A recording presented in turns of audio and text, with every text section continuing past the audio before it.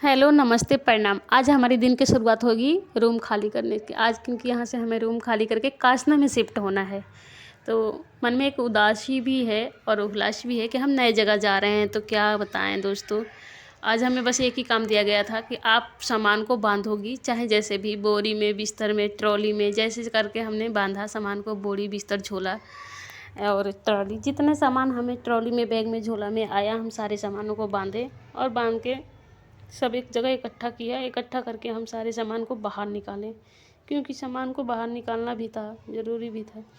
सारे सामान ऐसे ही पड़ा था, बस माता रानी के फ़ोटो समेटना था और कुछ एक अच्छा। फिर में हम सामान को ऐसे, रूम खाली करो तो अजीब, प्रदेश में रहो तो सामान्य चीज़ें, एक एक चीज़ें ज़रूरत होती जाती है, आदमी खरीदता जाता है, फिर पता नहीं चलता है ना बाद में कि कितना सामान हो जाता है रूम में। जब खाली करो तो पता चलती है।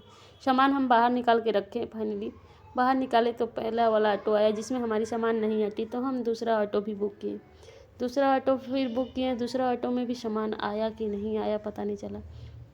अभी एक ऑटो का हम लोग वेट कर रहे थे। एक ऑटो में सामान भर लिए थे, एक ऑटो अभी आएगा अभी, तो हम उसमें सामान भरेंगे।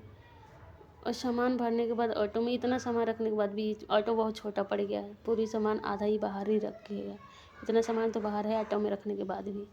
फिर क्या, हम थोड़ा दूसरे वेट करने लगे हैं, दूसरे ऑटो आने का। बाहर हम लोग खड़े होकर दूसरे ऑटो आने का वेट करिए। मेरी शक्ल देख के ऐसा लग रहा होगा ना, नहीं मैं नहाई हूँ, नहीं ब्रश की हूँ, नहीं कुछ भी।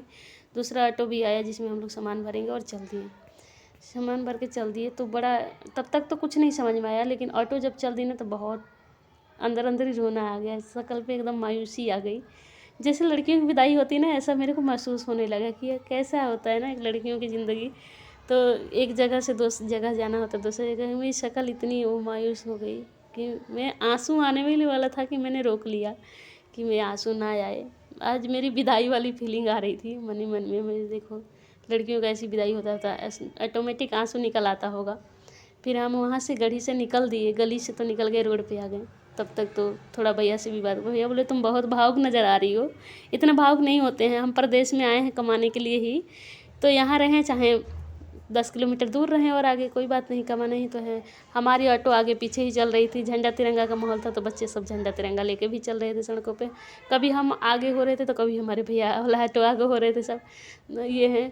फिर मुझे आंसू निकल ही गया जाते जाते। सब यादें आ रही थी उस गली की, उसे वहाँ के अंकल की, वहाँ की भैंसिया की बहुत याद आ रही थी। सबके साथ खेलते थे, घुलते थे, मिलते थे, अच्छा लगता था। फिर हम चल दिए सड़कों पे और ये झंडा तिरंगा बहुत लहर रहा था भाई सड़कों पे, माहौल वही चल रहा था। फिर हम पेड़ किनारे सारे, ये पेड़ की जो पेड़ है नीम की है।